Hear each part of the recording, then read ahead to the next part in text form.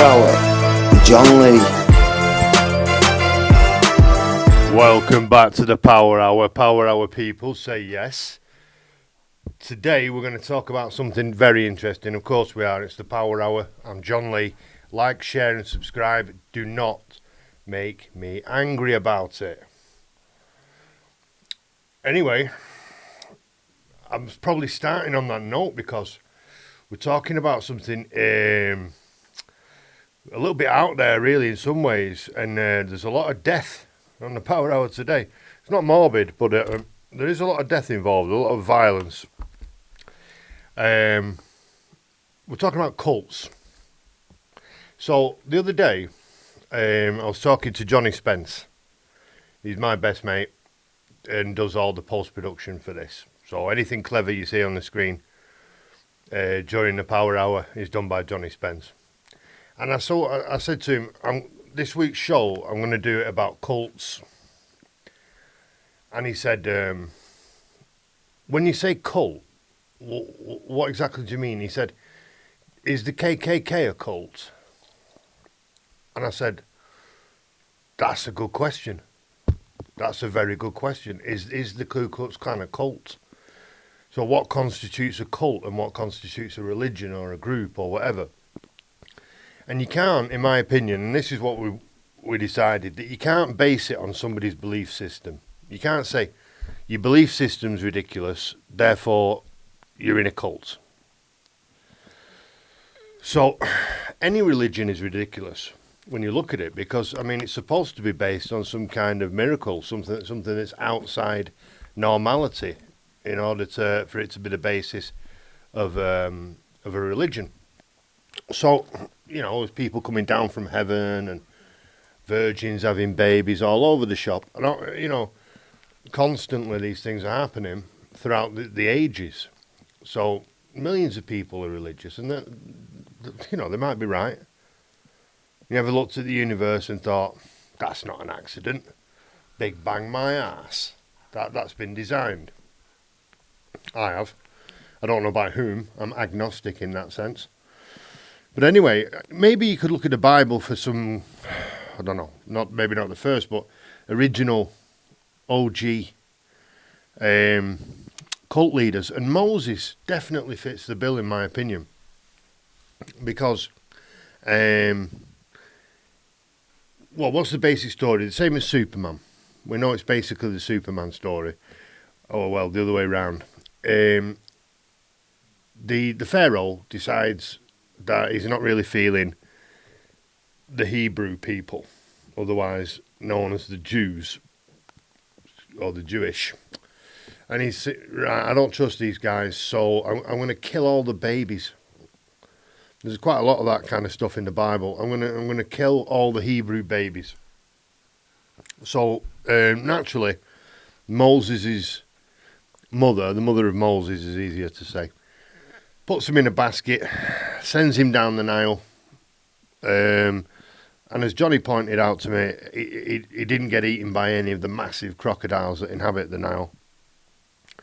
And he arrived in Egypt, in a different part of Egypt. He's Egyptian, he's fourth generation Egyptian according to the Bible. But you know, ethnically, he was Jewish. And so he arrives in this basket, and then the mother finds him, and we know this, and he gets brought up in the royal house and achieves a very high position and all that. And then because he seems to discover that he's Hebrew or Jewish, and he sees some Egyptian guard picking on, bullying one of his, countrymen, one of his brethren. So he picks his moment, Moses, and murders this Egyptian guy. Murders him, kills him, and goes out into the desert, doing whatever he was doing in the desert. I can't really vouch for that, but he was doing it for a long time. And then he came back and said, right, I saw this burning bush, yeah, and I started having a conversation with it, and it was only God, you know what I mean? And he's told me the crack. He's told me what we have to do. all the Hebrews have got to get out of Egypt now. Follow me. I'm going to take you to the promised land. And they did. So he was walking around, and all in the desert. They say for 40 years in the Bible, and these people just following him around the desert, waiting for another miracle. And of course, he'd already done the parting in the Red Sea, and then he went up Mount Sinai, came back down with the Ten Commandments. I think he had plenty of time to chisel them out himself while he was up there. But the point is that if some guy said to me, listen, I've had a chat with a burning bush and it was God, now do you want to follow me about for 40 years? I'd say, no, I don't, thanks. See you later. And feel quite sorry for him. But that would be classified as a cult now, definitely. The desert walkers, they would be a cult, definitely. And then you've got Jesus. So there's a massive split in the Jesus camp, right? Just after Jesus died. Seems to be his oldest brother. The oldest brother of Jesus was a guy called James. And he was strict Jewish, preached the Torah. And this is when Christianity and Judaism kind of divided. And Paul, who was previously Saul, who had the epiphany on the road to Damascus, he used to kill Jews, all the time, loved it. And then Jesus came to him in a vision after he died, came down from heaven. So Paul insisted that he knew Jesus better than anybody else did, even though he never met Jesus. And the brothers and the family and friends and the other apostles who actually knew Jesus hated Paul. They were basically at war, And Paul wrote about that in the Bible, how he feared for his life. But anyway you look at it, this is a guy going around saying that you must follow me. And the reason I bring all that up about James and Paul and all the rest of it is because it would appear from other texts like the Dead Sea Scrolls that they did not consider him to be the Son of God. And that Messiah just means king, and so does Christ. It's translated from the Greek. It's Christos. It just means king. They only mean what we think they mean now because we say it in the context that we say it. But anyway you look at it, Jesus was going around and he had 12 guys with him. Very much depending on him, what he was saying and what he was doing. He had an entourage. So would that be called a cult now? If Jesus was saying, look, God is my father, my mother was a virgin, I can walk on water, bring people back to life, whatever, miracles galore. If he was saying that or he wasn't saying that, some people think he was a Buddhist, and there's good evidence for that actually. But anyway you look at it, if you're walking around and you've got 12 guys behind you, just listening to whatever you say and deferring to you, nowadays you would definitely be called a cult leader. So I don't want to disrespect anybody because of their belief systems. If you're a Christian, as far as I know, you could be absolutely right, or a Muslim or a Jew, I don't know. I'm agnostic, so that doesn't mean that I don't care. Doesn't mean I throw my hands up and say, I just focus on baseball caps and hamburgers. It means that I recognise there are things in the universe that I don't know, and many more things in the universe that I don't know than there are that I do know. So just getting that little bit of respect to the peeps out there, so they don't think I'm pissing on their religion. I want to start with some suspicious cults. Some cults, where the story just does not make sense. And I do focus on those kinds of things a lot, because when a story doesn't make sense, it's because it's bullshit. It's not true. It's a lie. There are lies in there. And the lie is not important. It's what the lie is designed to hide. That's important. What are you lying about? If you tell me that you went to New York last night, and you live in Spain near me, I don't believe you. I don't know where you actually went, but the fact that you're lying to me about it, that intrigues me. So that's why I focus on obvious lies. Now we'll go to Jonestown. The Jonestown Massacre, it's often referred to.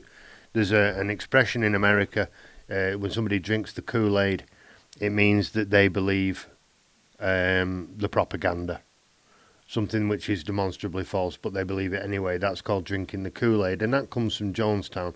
So the leader of that particular cult was Jim Jones, who was an intensely charismatic preacher.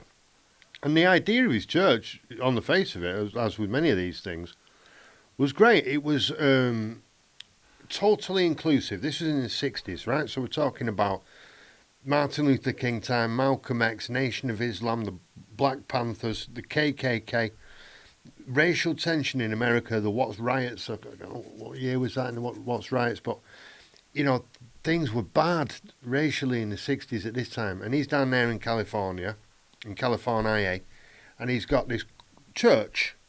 It was literally a church, and he was the preacher.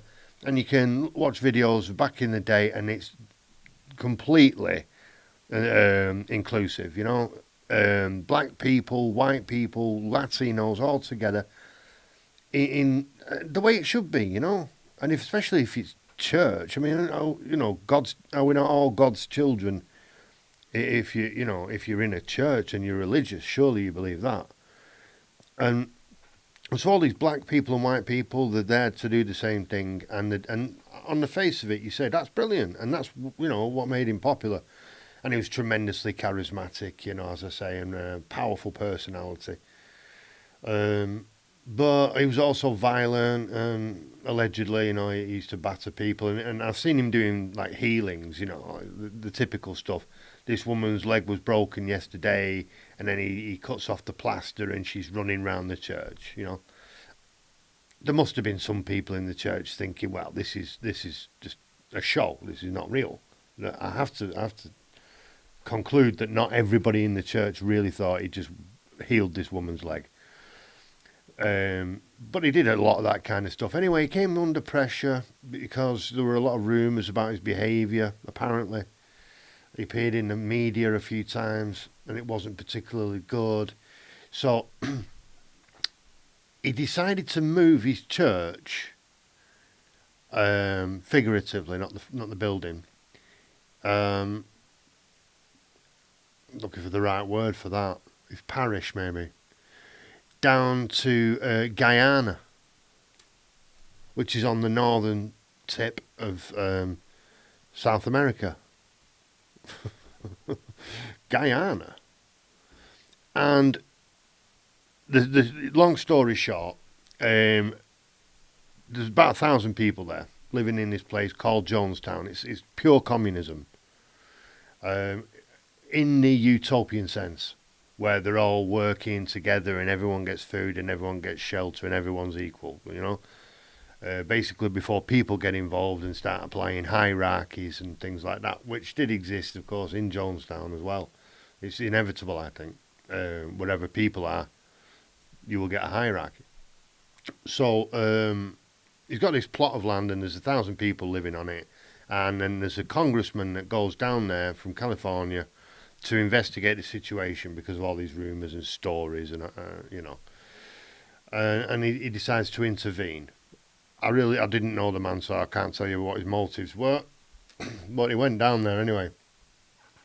And when he got there, he gave a speech about how it seems to be quite a nice place. His name was Congressman Ryan.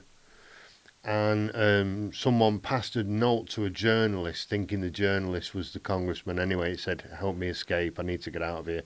And then more people heard about this and started trying to get out and telling the congressman and these journalists, "Let us get out of here." One guy left his kid there because he thought it was better to leave, because his kid was black. He thought America was so racist that he was better off in Guyana. So people really were in an extreme mental state at this point. And they tried to leave on a plane, and that's when they were killed. Congressman Ryan and the journalists, I think one of them actually survived, and one of them was killed. But they were shot trying to get on the plane. And it was actually filmed because there were cameramen there. There were journalists. and you can actually see them just get out of a truck and just open fire on the runway. And then they all committed suicide, and you're talking about 909 dead bodies, just strewn about around this like complex. So there's a big pavilion, and there's just bodies around it. And he was saying, you know, he had loudspeakers all around the place, and he's saying it's better to die now than to go back to America or to continue living this way. Take the the poison, drink the poison. Let's all go together and die. I mean, I'm paraphrasing. And they all drank it, including kids, and they all died. And you can see the bodies everywhere. Now, the problems that I've got with that, apart from the fact that it's an absolutely horrendous story and really shocking images if you've never seen them before, they're all dead bodies. It looks like litter on the floor. That's what's tragic about it. People looking like litter. But the things that bother me about this are the fact that the exact plot of land that he occupied was previously owned by the CIA. And that's a demonstrable fact. They used it for training purposes because they were always fucking about in South American countries. And they used to train there in this exact place. So the guy's trying to get away, Jim Jones, he's trying to get away from American authorities, and he buys a plot of land that was previously owned by the CIA. Strange coincidence. And he manages to build the thing. It's well constructed, you know. And he's got speaker systems all around. Oh, he must have had electricity, generators. I mean, it's quite a setup that he's got going down there. And he's got his voice running on a loop on tapes, continuously talking. And he's got a constant supply of drugs because he's a junkie. And this is all at the same time. This is when the CIA were openly, well, not openly. It's open. It's open information now. But at the time, it was a secret. But they had an operation called MK Ultra. It was one of many mind control operations. And big parts of that were drugs and sleep deprivation and making a lot of noise. So you never got a moment's peace. You could hear Jim Jones's voice constantly on a loop talking to you about, preaching at you constantly. And you always felt like you were being watched by Jim Jones. And this drove people literally insane. And these are the exact techniques used in MK Ultra: sleep deprivation, repetition, noise. These are all big parts of it, and drugs, especially hallucinogenic drugs. And he killed all these people, Jim Jones, apparently, with a mixture of drugs. One of them was Valium. I'll remember the other one in a minute.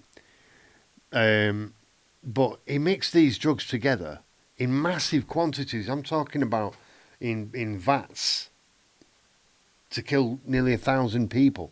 Where the hell do you get industrial quantities of drugs like that, pharmaceutical drugs? And how do you get that stuff to Guyana, literally in the middle of nowhere? That just makes no sense to me. If this guy was on the crazy list as well, and he's living on a plot of land that was owned by the CIA, how the hell is he getting all these drugs in there? And killing 900 odd people. And the other thing is the body counts. They started off saying there were 300 people. Then it jumped because the Guyanese apparently can't count, according to the American media. Then it became 400 and something.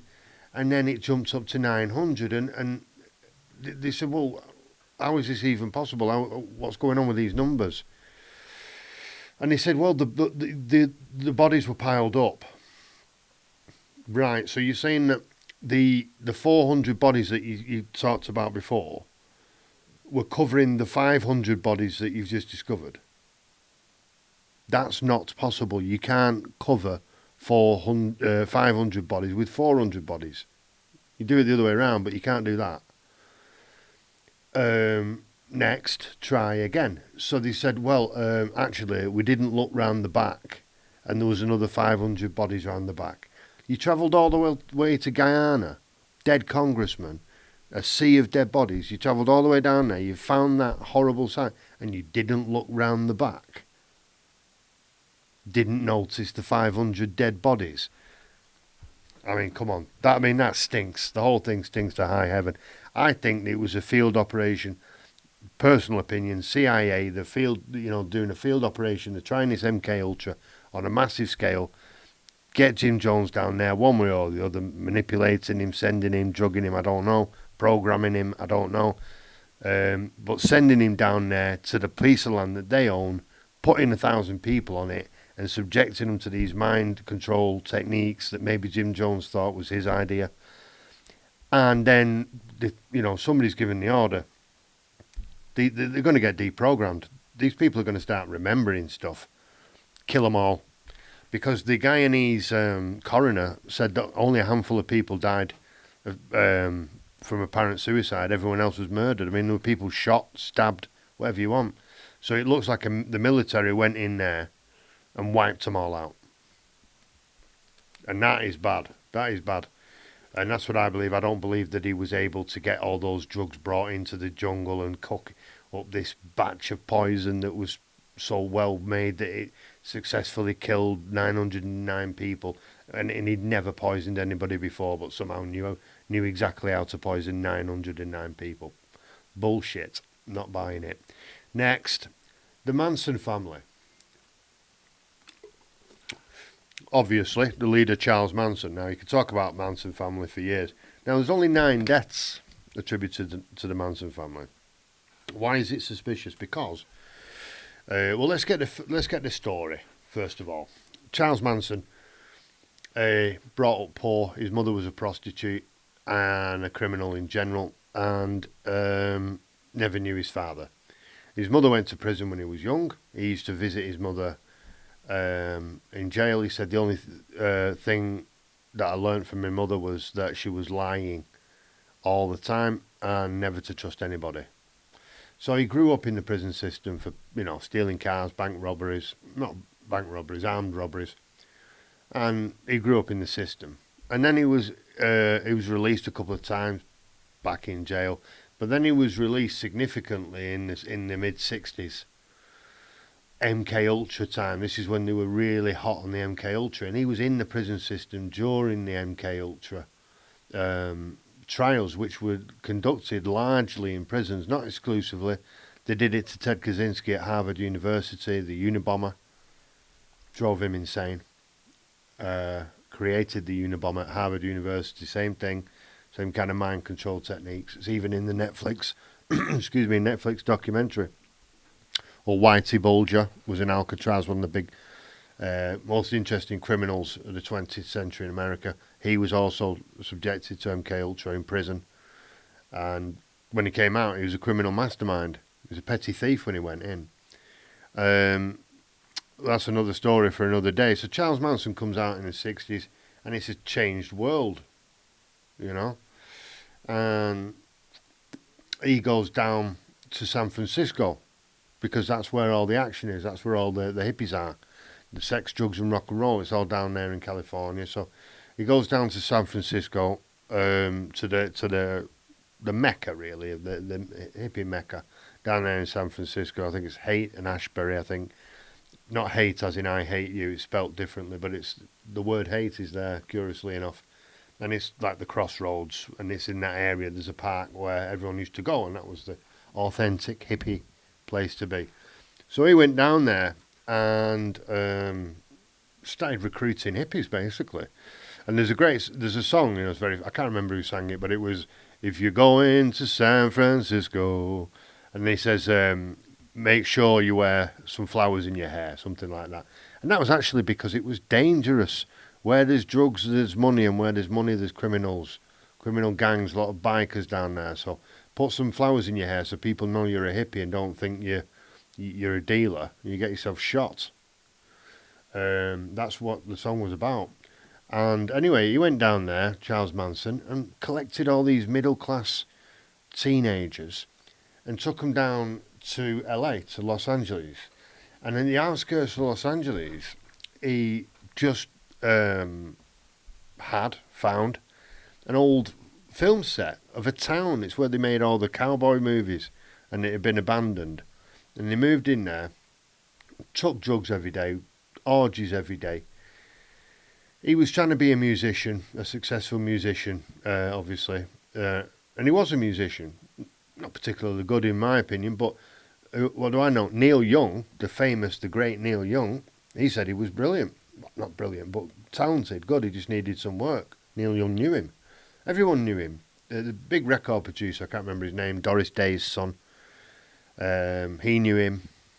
The drummer from the Beach Boys let Manson and the Manson family live in his house for about 3 months. Cost him $100,000, which is probably about $1 million now, just to sustain the Manson family. So he's well plugged in at this time. He's trying to get a record contract, and he's taking a lot of drugs, and he's listening to the Beatles religiously, and he's got himself a nice little cult, and they all worship him, you know. They think he's Jesus. They think he's Jesus and the devil combined. They're tripping. They're gangster tripping all day, every day. So they think whatever they think, and he's milking it.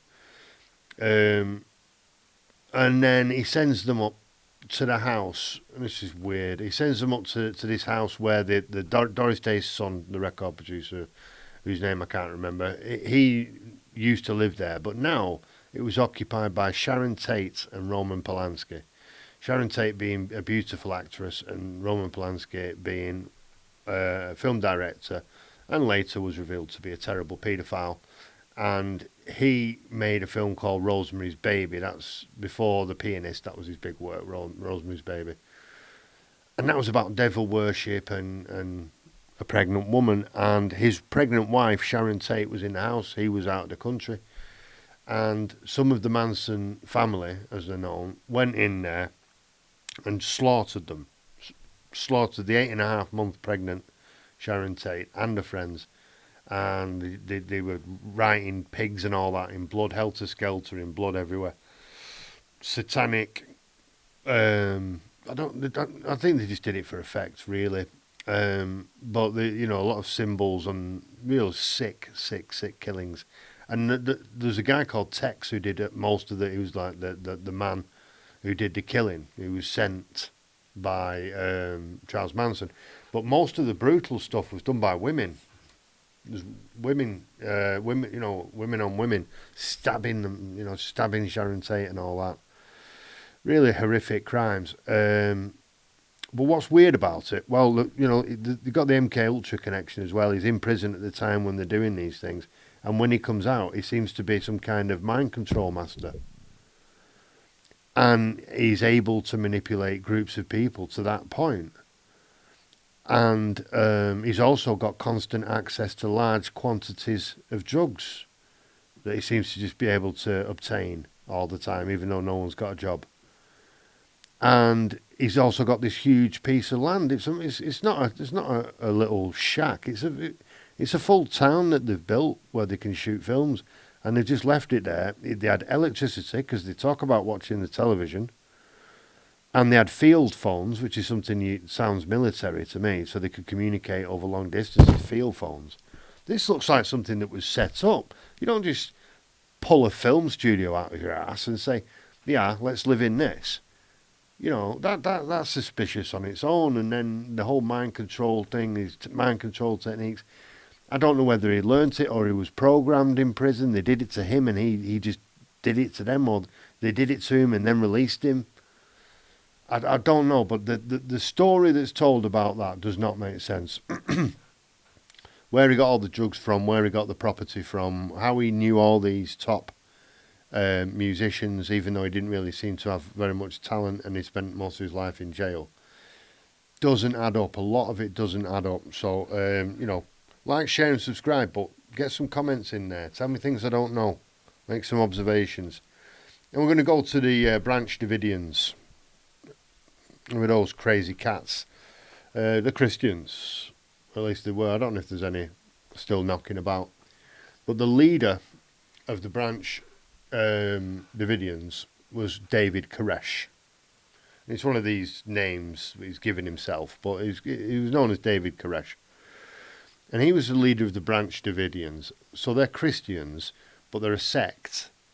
They believe they read the Bible, and they believe in God and Jesus and all the rest of it, but they break away from the mainstream Christianity, the mainstream Christian ideology, and they create their own little world, really, their own version of biblical text, which includes David Koresh, even though his name is not in the fucking book, And he's allowed to have sex with anybody he wants, a typical cult leader. Yeah, God reckons I need to have sex with your wife and your sister and your daughter. And if you make a fuss about it, you'll burn in the fires of hell. So I'm not saying that David Koresh was a good guy or anybody else was in the house was good or bad. I didn't know them, but they were extremely devout, religious people, very, very serious about it. And so was David Koresh. Apparently the man knew the Bible front to back. He could literally quote any part of the Bible word for word, verbatim. So he put the work in to become a cult leader. You have to give him that. And he had 20-odd kids. I don't know if that's putting the work in, but I'm just mentioning that. He had 20-odd kids himself. So, and they were collecting guns, which, is not illegal, but there's a sequence of these things happening. If you look at the Ruby Ridge situation, that was similar and equally horrific. But what the government did, what the ATF did, the FBI and the military, is just absolutely sickening. All right, you've got this guy in there, and maybe he's got too many guns. He's collecting too many guns, but he's living in the arse end of nowhere. All right, maybe he's got too many guns. Okay, maybe he's even a paedophile. Maybe he's sleeping with kids. He's been accused of that. You don't really know. They didn't really know at this point. They didn't know anything. They just targeted him, and they went down there, and they tell, you can see on the video they're lying. There's this dispute about who was shooting first. They're lying. The ATF and the FBI are lying because they're behind cars firing. They just start firing from behind the police cars, and there's no bullets hitting the police cars, smashing the windows, hitting the ground. They've got gravel at the feet. The gravel's not bouncing up. There are no bullets coming at them. It's just them shooting bullets through wooden walls. You can hear it on the taped phone calls between the negotiator and one of the top boys in there, not David Koresh, one of his top helpers. And he's saying, stop shooting, stop firing bullets through the walls. We've got kids in here. They won't. They carry on doing it. And shots were, I think, fired back by the Branch Davidians, just by a few members. I think most people just wanted it to end. They had kids in there. The phone calls are horrible to listen to. They're begging for their lives, And then the crazy bastards, the ATF and the military and the FBI, they get a tank and they start smashing into the house with a tank, which is all on film. And they're smashing through the wooden walls of this house with a tank. And you can see flames coming out the end of it as well. It's modified. You can see flames coming out the end of the tank. And they set the place on fire. Now, they tried to say the Branch Davidians did it. They burnt themselves. Nah. You can see what they're doing. They're ramming the place with a tank. If you're looking who is most likely here to do something crazy and psychotic, well, I reckon the guys who were ramming the house with the fucking tank are high on my list of suspects there.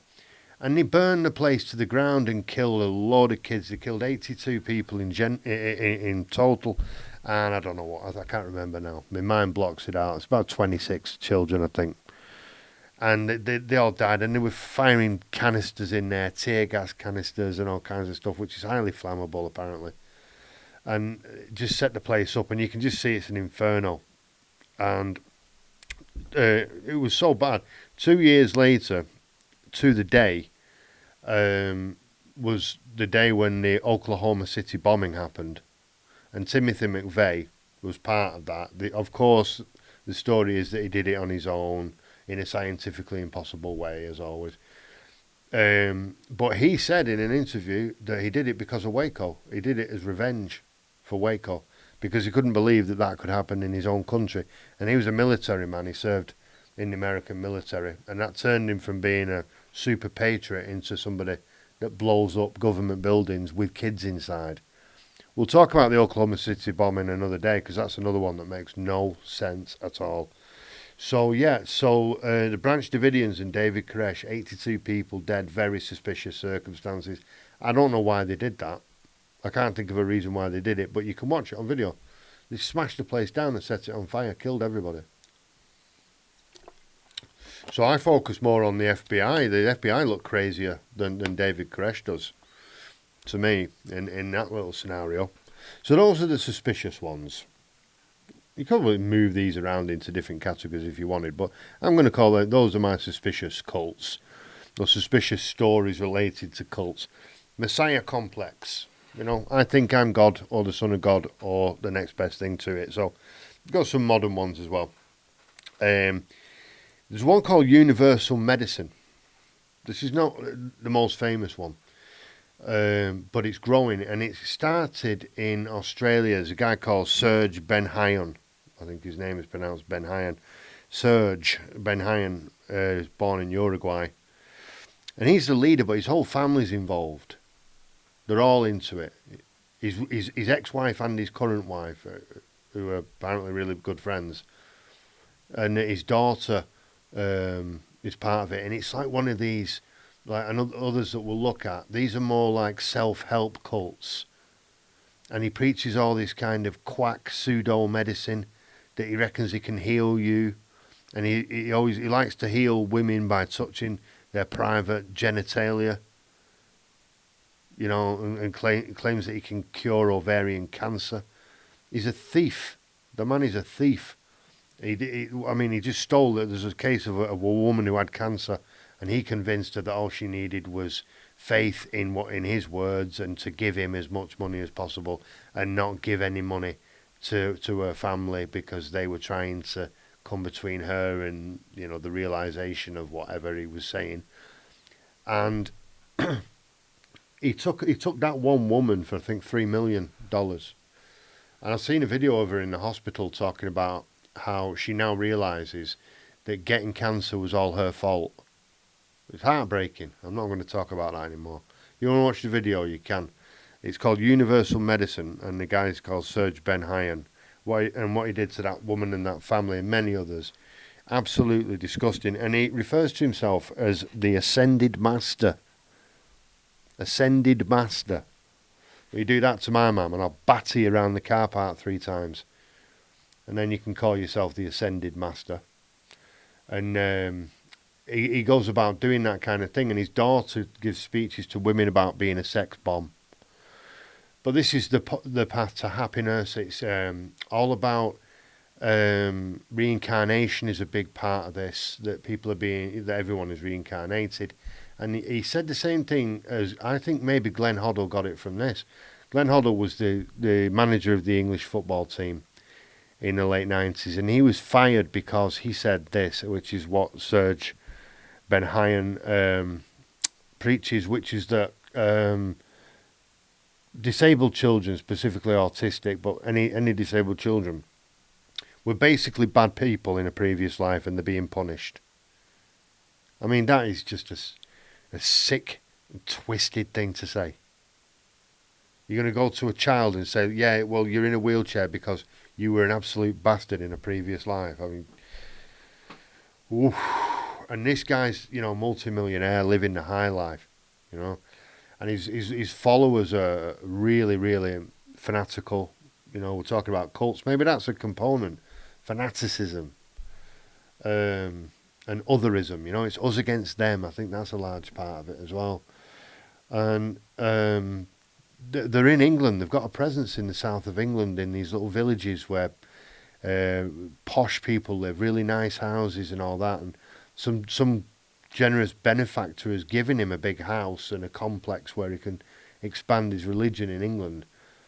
And if you go down there asking questions, the whole village activates. Seriously, they start coming out of the houses, parking the car so you can't get up the street, you can't get out of the village. It's proper Village of the Damned. Really creepy tackle. And, you know, and these people, they're all highly educated professionals, I'm sure. Unless they all just inherited these beautiful houses in the same town. They must be intelligent, professional people to live in places like that and to have money to give to idiots like Serge. And they do it. And they believe his bullshit, obviously. Oh, you're the ascended master who steals money from cancer patients and talks shit about disabled kids. Yeah, there's a fucking $1 million. And that's what they do. They literally make $1 million donations to this idiot. So, yeah, he's definitely on the punching list. I don't advocate violence, but, you know, there's always a guy who looks exactly like me who does. We're going to move to another one who would get a good beating off the other me.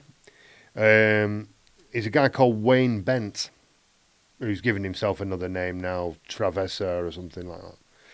But his name's Wayne Bent, and he's the leader of the Strong City cult. Right? And he says he's the Messiah. Quote, I am humanity and divinity combined.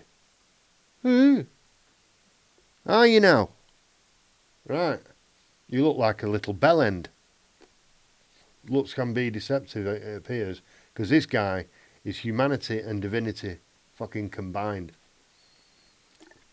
And he set up this little village, caravans, and he's got everyone. Oh my God. I mean, they are absolutely besotted with him, everybody. He has sex with all the women. His own son's wife. I mean, not his son's wife. He's had sex with his son's wife on multiple occasions. And I've seen him telling the story with his son there, and his son's got his head against the wall, clearly in tremendous pain and trying to rationalise this in his mind. And his son used to be a cop. So the idea of rational processed thought is not alien to his son. His son must be a voice in his mind saying, you're just shagging my wife, aren't you? You know, let's just have it right. You're just shagging my wife because you're a dirty little bastard. And I can't accept that, so I'm gonna go with the whole Messiah thing, because even though that's clearly bullshit as well, I mean, that's just sits better in my mind than the reality that I'm looking at here. And, you know, as Mark Twain said, it's easier to fool somebody than it is to convince them that they have been fooled. So once somebody's been fooled, you can't talk them out of it, is basically what Twain was talking about there.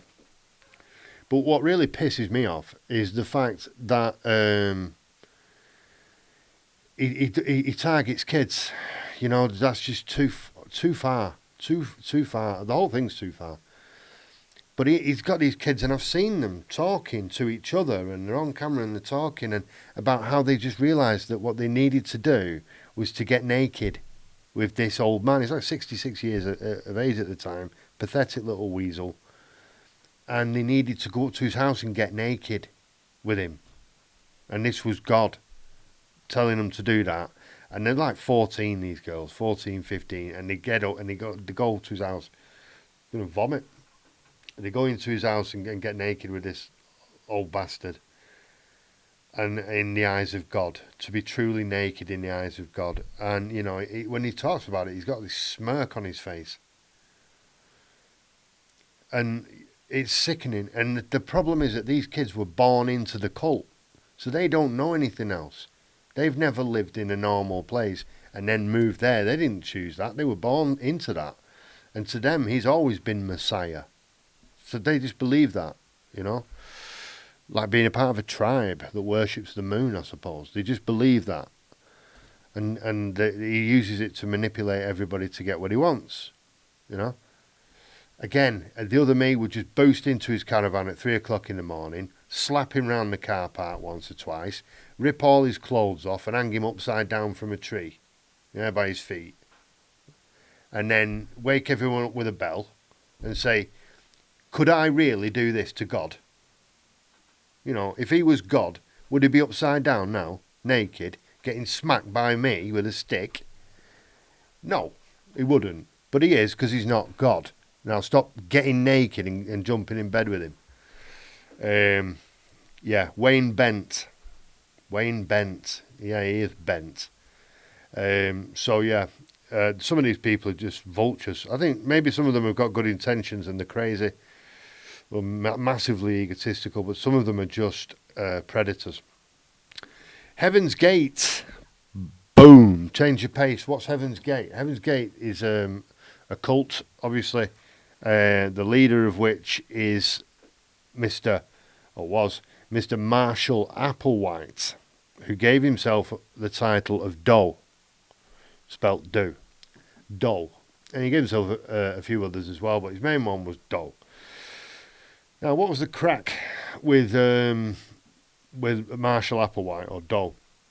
Well, he was a teacher and he got fired for having sex with a boy, basically, or a young man, a teenager. But he was homosexual. And maybe because of the stigmas in society, he thought that was bad or wrong.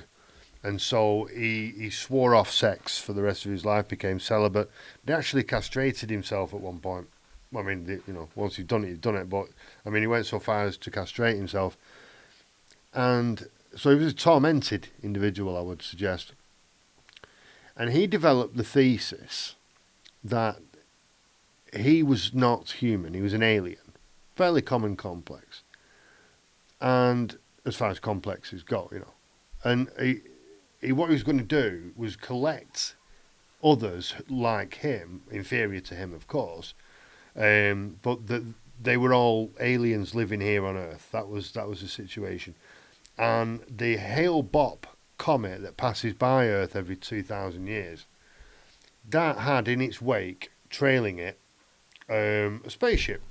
That was their peeps were on this spaceship. And they were going to zoom up, well, it was probably beam up, innit? Beam up to the spaceship at the right time. And they had to renounce all kinds of things. They all cut their hair. Again, separation from friends and family seems to be another aspect of this cultism. Maybe that's an ingredient as well. But Jesus did that, apparently according to the Bible. Leave your fishing nets and boats upon the shore, he said.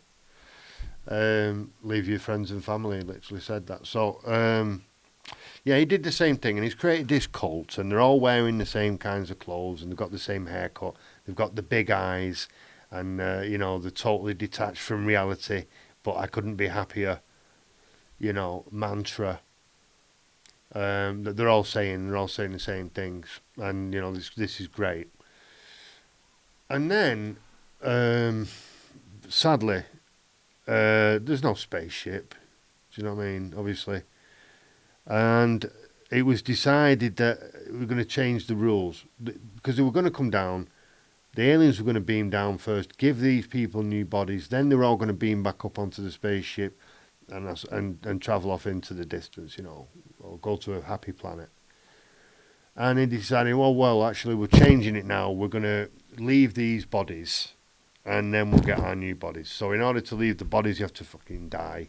So they committed suicide, apparently in shifts, and all wearing identical or very similar kind of sports clothing. And they did it, they took poison, and they also put bags over their heads as well. And the men were all castrated. They castrated themselves. I mean, imagine going into a DIY shop and saying, look, I'm planning a home castration. What can you recommend? You know what I mean? They say, just wait a minute, yeah. Oi, lunatic, aisle 5, call the popo. But no, nobody ever did, and I don't know about having any trained medical professionals on the premises. But they castrated themselves, and then they killed themselves in this weird, staged, meticulous way. But it does appear that they all committed suicide. And I've even seen an interview with a guy that seems like a professional fellow, saying that he deeply regrets that he wasn't there, that he didn't commit suicide with them. He thinks they're all on a spaceship. Mad. There's my chair sinking. What? Sinking chair? The king's too big for his chair. That's all it is. So, he was saying, I missed it. I missed his, he thinks he's missed his flight to fucking Zargon 5. Anyway, so Marshall Applewhite, I think he was crazy. I really think I don't know if he really believed everything he said, but looking at him, listening to him talk, if you met him in a pub, you'd move. You definitely would go and sit somewhere else. I think he was just a mentalist. So we're going to rock now some criminal ones, some criminal cults. Nxivm, I think it's called. This is in the news now. As much as anything is in the news during these times of COVID-19, this is. And Nxivm is another one of these self-help cults, Join it, buy the books, buy this, buy that, follow these rules, do this, do that. You will be successful. And the boss of it, the leader, the founder, one of the founders, but he just became the top, the guy, was Keith Raniere, right? And he made up some bullshit about being the most intelligent man in the world. Said his IQ was 240. I don't think mine's 239. And he told everybody that. Just made it up and started telling people that. Brilliant. And people believed him.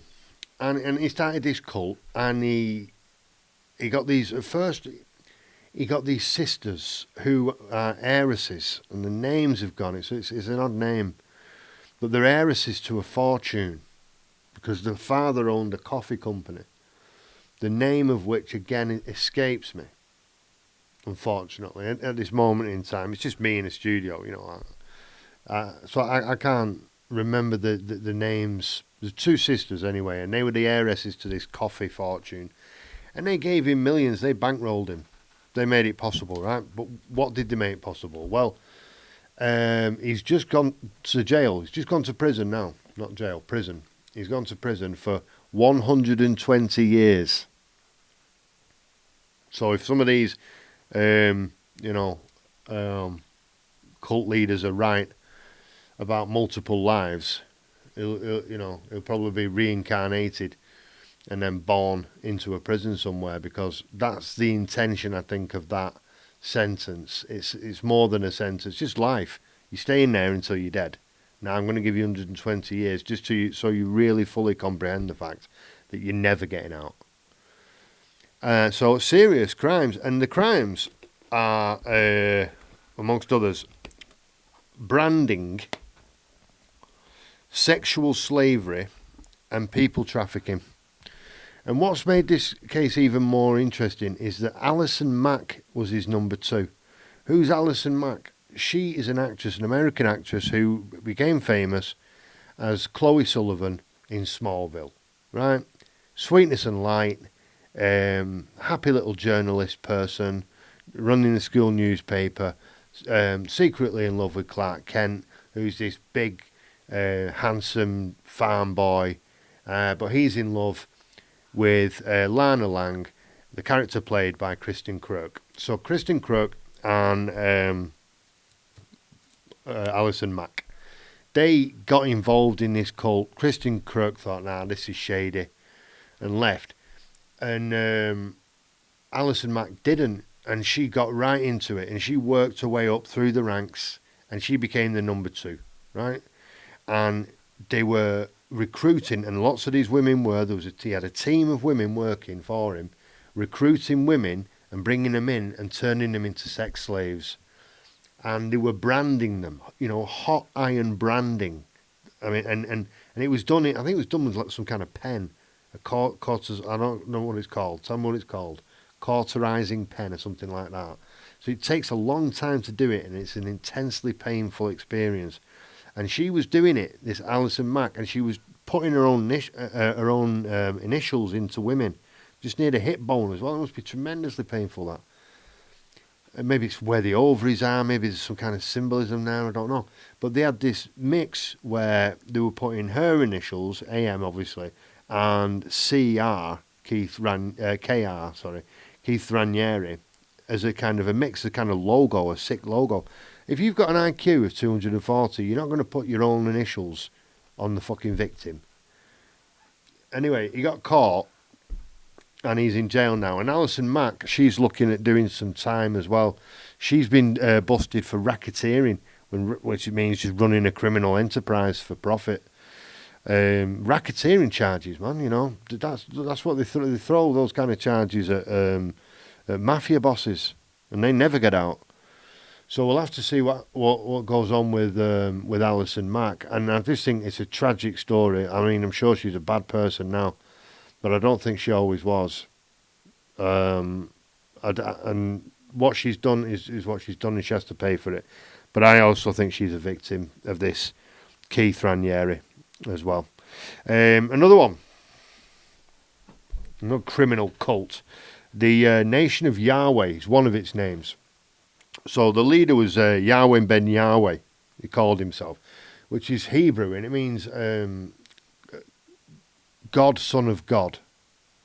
So I'm God and Jesus, really, if you get me. You know, I'm Yahweh ben Yahweh.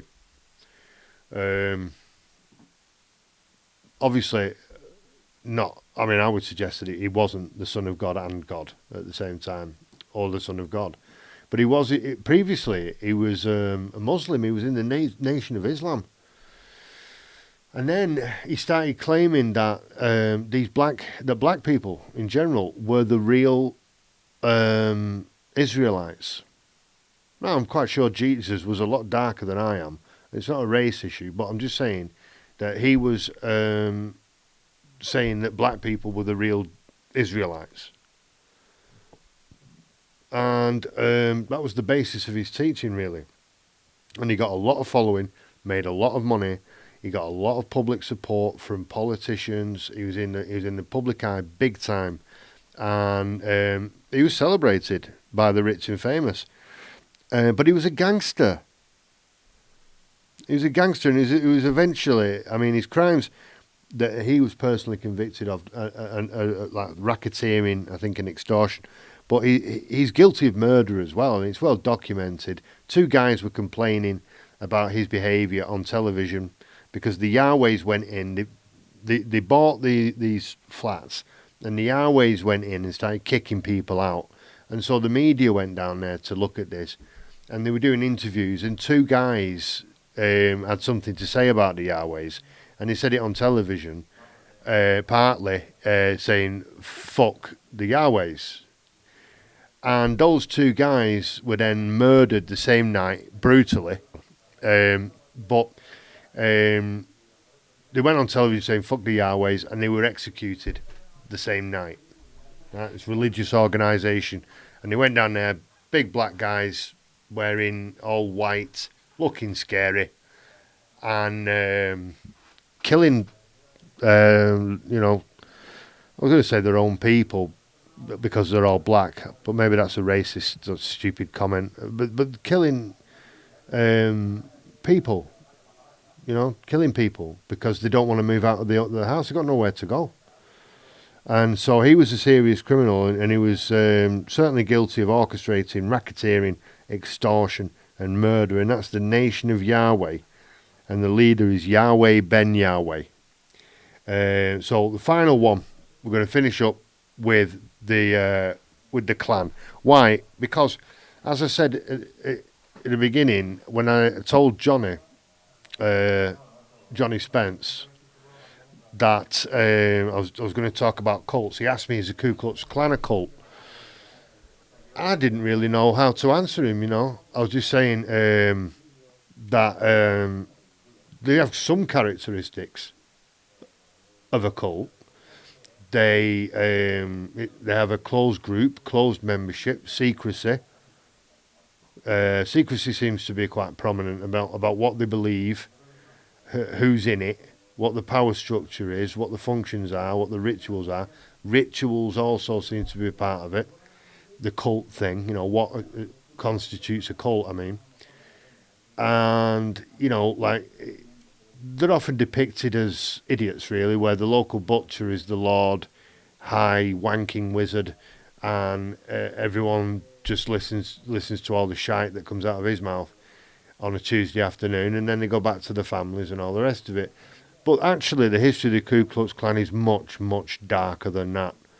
And we're talking about murders, brutal murders, whole families, the worst crimes you could think of, hanging people, lynching, obviously, comes, and that's the popular origin of the term lynching. I think it comes from there, but they certainly did lynch people. The KKK, the Ku Klux Klan. So they're a violent organisation with their own belief system, which preaches hate. They hate everybody. If you're black, if you're gay, if you're Jewish, if you're Catholic, they absolutely hate everybody that's not them. And yet they've got the audacity to wear stupid, like moon people costumes with pointy hats. And then they get out into the woods and they put a big tree up, a cross, really. It's in the shape of a cross. They bang it up in the middle of a field. They set fire to it. And they're all standing there wearing the stupid outfits in silence, watching this cross burn in the middle of the woods. Now, you tell me, is that a cult? Sounds like one to me. Sounds like a violent, organised cult.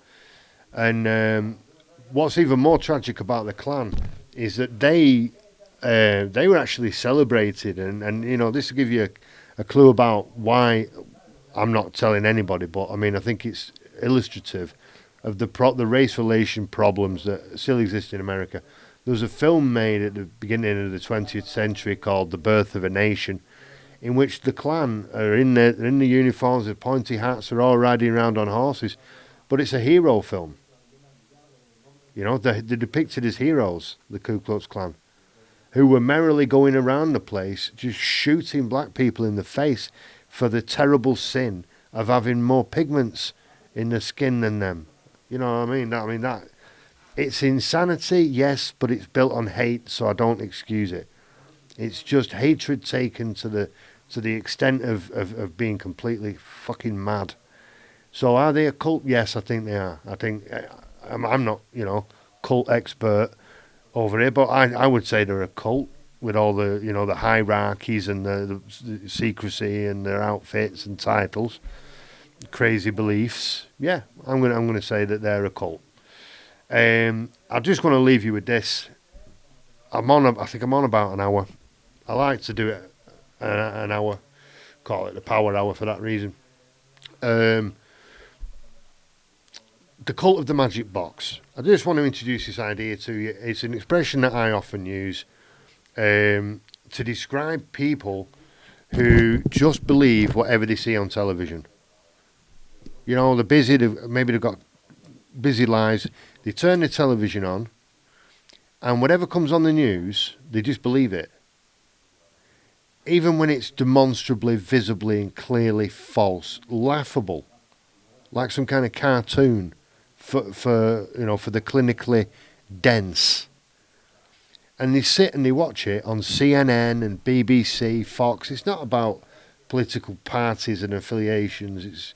It's all, promote the war, whatever war it is. Fucking, yeah, there's these poor people over here and there's a really bad guy in charge, so we're going to have to bomb the shit out of that country for 20 years.